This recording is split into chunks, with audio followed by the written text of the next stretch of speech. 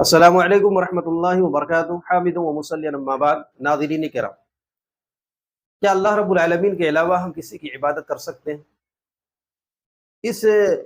دنیا کے اندر یا پوری یونیورس اور کائنات کے اندر اللہ رب العالمین کے علاوہ جتنی بھی چیزیں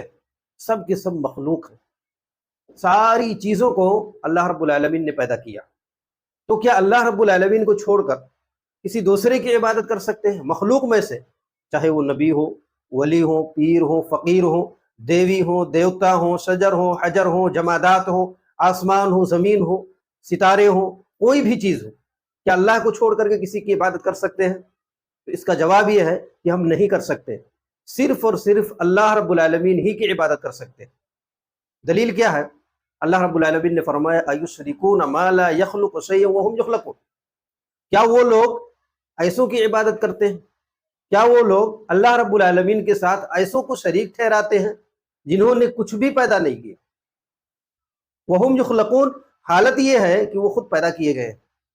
ولا یستطیعون لهم نصرا ولا انفسهم ينصرون، اور پکارنے والوں کی، عبادت کرنے والوں کی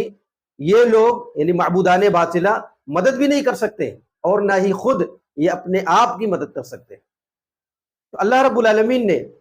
ان دو آیتوں کے اندر معبودان باطلہ کی عاجزی کا اظہار کیا اور یہ واضح کیا ہے کہ یہ عبادت کے لائق نہیں ہو سکتے۔ اور کیوں نہیں ہو سکتے ہیں؟ اس کے پیچھے اللہ رب العالمین نے کل 4 وجہوں کو بیان کیا، 4 وجوہات بیان کی، اور ان چاروں میں سے کوئی ایک بھی وجہ کسی کے اندر پائی جائے گی تو یقیناً وہ عبادت کا مستحق نہیں ہو سکتا۔ پہلی وجہ اللہ رب العالمین نے یہ بیان کی کہ وہ خالق نہیں ہے، انہوں نے کچھ پیدا نہیں کیا، اور یہ حقیقت، جو بھی مخلوق ہے اس نے کچھ بھی نہیں پیدا کیا، ساری چیزوں کا پیدا کرنے والا اللہ رب العالمین ہے۔ تو اللہ تعالیٰ نے فرمایا کہ جس نے کچھ پیدا نہیں کیا وہ عبادت کا مستحق نہیں، وہ عبادت کے لائق نہیں ہو سکتا۔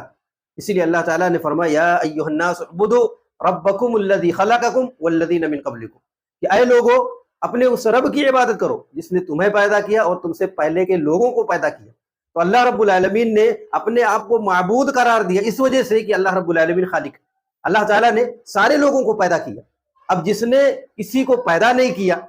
ایک تنکا بھی جس نے پیدا نہیں کیا، وہ ظاہر سی بات معبود بھی نہیں ہو سکتے۔ اور اللہ کے علاوہ مخلوق میں جتنے بھی لوگ ہیں کوئی بھی ایک تنکا پیدا کرنے کے لائق نہیں۔ اللہ رب العالمین نے دوسری وجہ بیان کی کہ وہ خود مخلوق ہیں، ایک تو خالق نہیں ہے، دوسری وجہ یہ ہے کہ وہ مخلوق ہیں یعنی پیدا کیے گئے ہیں۔ یہ عاجزی کا اظہار کیا اللہ رب العالمین نے کہ معبودان باطلہ جو ہیں وہ اتنے عاجز ہیں کہ وہ مخلوق ہیں، انہیں پیدا کیا گیا، ان کی کوئی حقیقت نہیں تھی، وہ عدم میں تھے، انہیں وجود میں لایا گیا۔ اور یہ عاجزی کی سب سے بڑی دلیل، سب سے بڑی علامت ہے۔ اور عاجزی یہ بھی ہے کہ آدمی بھوکا ہو، عاجزی یہ بھی ہے کہ آدمی پیاسا بھی ہو، ضرورت اور حاجت مندی یہ بھی ہے کہ آدمی کسی چیز کا محتاج ہو، عاجزی یہ بھی ہے کہ آدمی کو نیند آتی ہو، عاجزی یہ بھی ہے کہ آدمی کو پیاس لگتی ہو، عاجزی یہ بھی ہے کہ آدمی بیمار ہوتا ہو، عاجزی یہ بھی ہے کہ آدمی کو دیگر ضروریات کی حاجت ہوتی ہو۔ تو یہ ساری چیزیں عاجزی، اور جس کے اندر بھی عاجزی پائی جائے گی وہ معبود نہیں ہو سکتا، اس کی عبادت نہیں کی جا سکتی، کیونکہ معبود عاجز نہیں ہو سکتا جیسے اللہ رب العالمین۔ اللہ رب العالمین کسی چیز سے عاجز نہیں، تمام قسم کی چیزوں سے، تمام عیوب سے، تمام نقائص سے اللہ رب العالمین پاک اور صاف ہے۔ تو یہ دوسری وجہ۔ تیسری وجہ یہ ہے کہ جو پکارنے والے ہیں اگر انہیں کوئی پریشانی پڑ جائے، انہیں کوئی پریشانی لاحق ہو جائے، وہ بیمار پڑ جائیں، یا انہیں اولاد کی ضرورت ہے، یا انہیں روزی کی ضرورت ہے، جو پکارنے والے ہیں تو اپنے معبود کو اگر پکاریں گے تو وہ ان کی مدد بھی نہیں کر سکتے، استطاعت نہیں رکھتے، ایسا نہیں کہ مدد نہیں کریں گے، استطاعت ہی نہیں رکھتے ہیں کہ وہ ان کی مدد کریں۔ یہ تیسری وجہ۔ چوتھی وجہ یہ ہے کہ وہ خود اپنے آپ کی بھی مدد نہیں کر سکتے ہیں، جیسے معبودان باطلہ میں بت بھی آ جاتے ہیں پتھر کے، تو ظاہر سی بات ہے وہ تو ظاہر ہے وہ خود اپنی مدد نہیں کر سکتے ہیں۔ اسی طرح سے جو دوسرے لوگ ہیں جو ذی روح ہیں، چاہے وہ انبیاء ہوں، اولیاء ہوں، پیر ہوں، فقیر ہوں، کوئی بھی ہو، تو وہ بھی اگر بیمار ہو تو خود سے شفا یابی حاصل نہیں کر سکتے ہیں جب تک کہ اللہ رب العالمین نہ شفا یاب کر دے۔ اگر انہیں اولاد کی ضرورت ہے تب بھی اللہ کے سامنے ہاتھ پھیلانا پڑے گا، اگر انہیں روزی کی ضرورت ہے تب بھی انہیں اللہ رب العالمین سے مانگنی پڑے گی۔ تو جو بھی اپنی مدد نہیں کر سکتا ہے وہ عبادت کے لائق بھی نہیں ہو سکتا ہے۔ دوسری دلیل اللہ رب العالمین نے فرمایا والذین تدعون من دونہ ما یملکون من قطمیر، کہ اللہ کو چھوڑ کر کے جنہیں تم پکارتے ہو، اور یہاں دعا کا مطلب ہے عبادت کرنا بھی ہے اور ہاتھ پھیلا کر کے مانگنا بھی ہے، تو اللہ رب العالمین کو چھوڑ کر جنہیں تم پکارتے ہو، اللہ نے فرمایا کہ وہ قطمیر کے بھی مالک نہیں ہے۔ قطمیر یعنی کھجور کی جو گٹھلی ہوتی ہے اس کے اوپر باریک سی جھلی لگی ہوتی، اس کو قطمیر کہا جاتا ہے، تو اللہ رب العالمین نے فرمایا کہ وہ اس کے بھی مالک نہیں۔ یہ حقارت بیان کی ہے اللہ رب العالمین نے، ایسا نہیں ہے کہ اس سے کم اور چھوٹی چیز ہو تو اس کے مالک ہو سکتے ہیں، نہیں، وہ کسی بھی چیز کے مالک نہیں ہے جنہیں تم اللہ رب العالمین کو چھوڑ کر پکارتے ہو، کسی بھی چیز کے مالک نہیں۔ اب کوئی شخص یہ کہے کہ میں فلاں باغ کا مالک ہوں، میں تو پورے باغ کا مالک ہوں، میں ایک فلیٹ کا مالک ہوں، میں ایک دکان کا مالک ہوں، میں بہت سارے مال و دولت کا مالک ہوں، تو اس کی جو ملکیت ہوتی ہے یہ حقیقی ملکیت نہیں، ہمیشگی اور دائمی کی ملکیت نہیں کہ وہ ہمیشہ اس کی ملکیت رہے گی۔ آج زندہ ہے، اس کے ہاتھ میں ہے، کل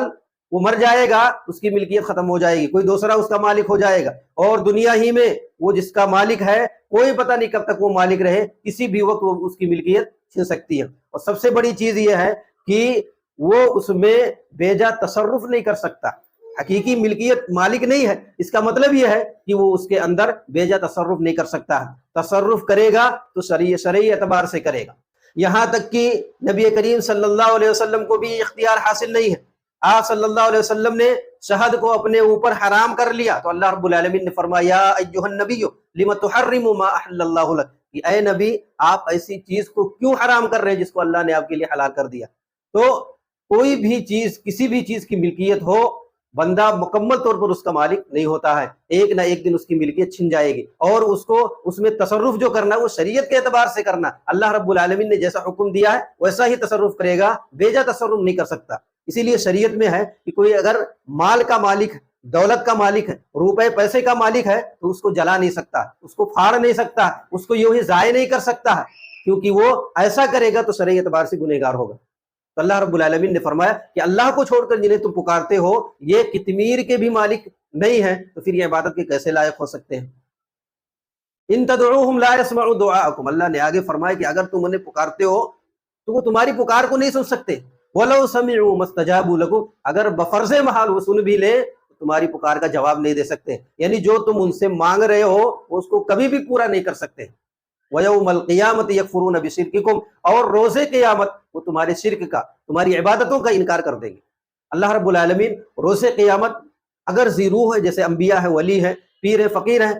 انہیں اللہ تعالیٰ روز قیامت دوبارہ اٹھائے گا، دوبارہ زندہ کرے گا، اور ان کی عبادت کرنے والوں کو بھی سامنے لا کر کھڑا کرے گا اور کہے گا کہ کیا تم نے ان سے کہا تھا میری عبادت کرنے کے لیے؟ تو وہ لوگ وہاں پر مکر جائیں گے، کہیں گے اللہ رب العالمین ہم نے ان سے نہیں کہا تھا کہ ہماری عبادت کر۔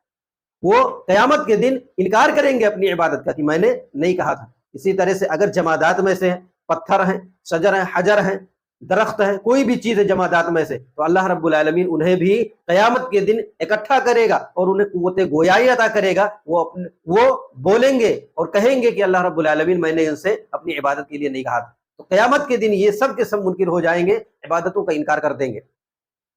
وَلَا يُنَبِّئُكَ مِثْلُ خَبِيرٍ، اور اللہ رب العالمین کے جیسا تمہیں کوئی بھی بتلانے والا نہیں ہے، خبر دینے والا نہیں، کیونکہ اللہ رب العالمین کی بات برحق ہے اور سب سے سچی ہے۔ اللہ رب العالمین کی ہر بات سچی ہوتی ہے، ہر بات برحق ہوتی ہے، اور